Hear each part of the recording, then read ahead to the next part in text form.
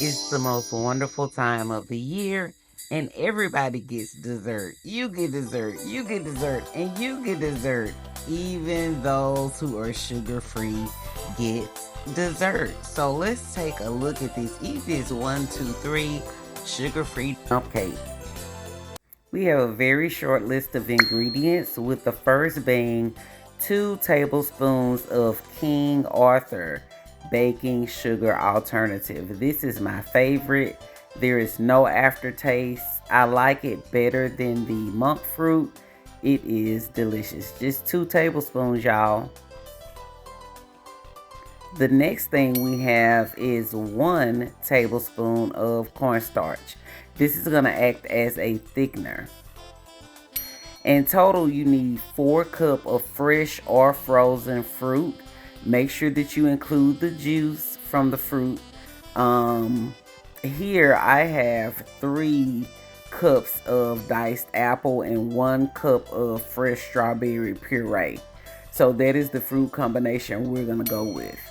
The star of the show is this Pillsbury Zero Sugar Premium Cake Mix, the moist yellow variety.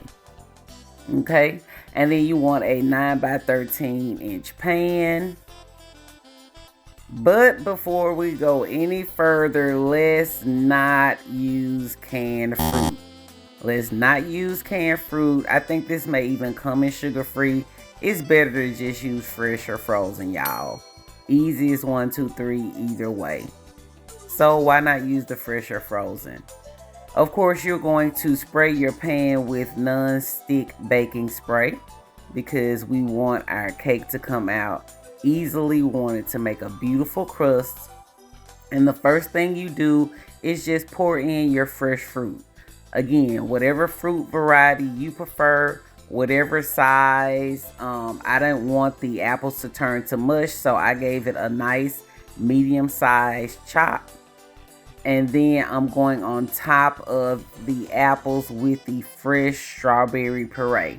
Now all I did was slice up some strawberries, of course removing the stem, and then I covered them and let them come to a boil. I didn't add water. I just basically cooked them down to a puree and then put them in the blender. So we have a combination of our beautiful crunchy Honeycrisp apples with a fresh strawberry puree. Now as you can see, this doesn't have much liquid, which I like this cake on the drier side. Some people like it really moist. If you like it really moist, then you can add a little more of the fruit juice. Like I had strawberry juice I could have added, but I like the cake on the drier side.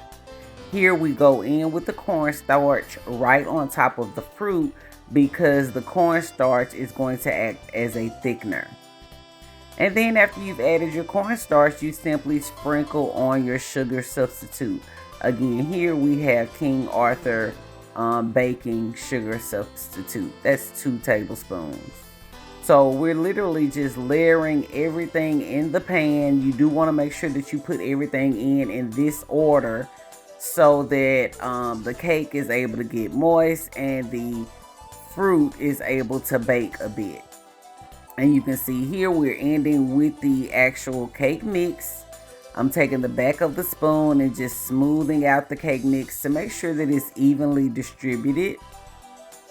And then you'll need just a little bit of a fat element to make sure that all of these ingredients bake in nicely together.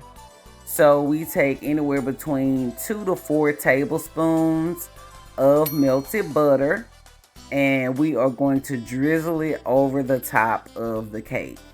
It is your choice as to how much butter you want to use, because with this recipe, the goal is just make sure that it's sugar free.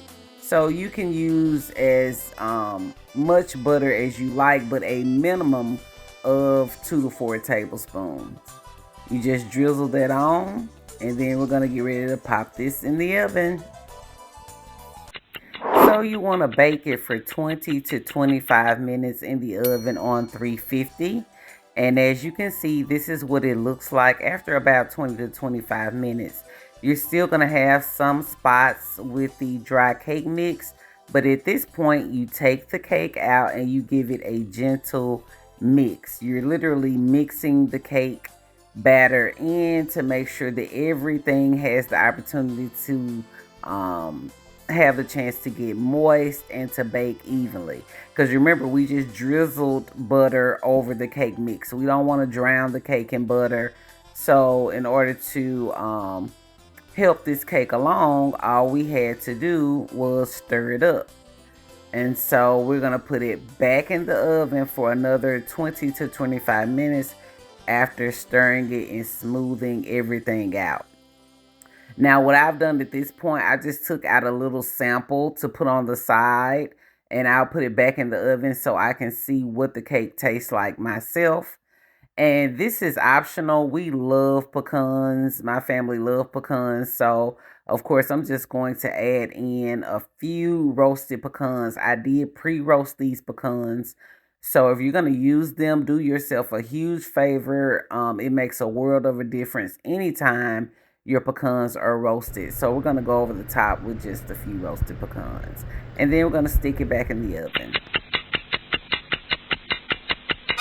And there you have it, ladies and gentlemen, your sugar-free, delicious dump cake dessert with whatever fresh or frozen fruit you choose. Be sure to subscribe so you can be on the lookout for more delicious sugar-free and regular dessert recipes. Love you to pieces, Keisha's Crumbs.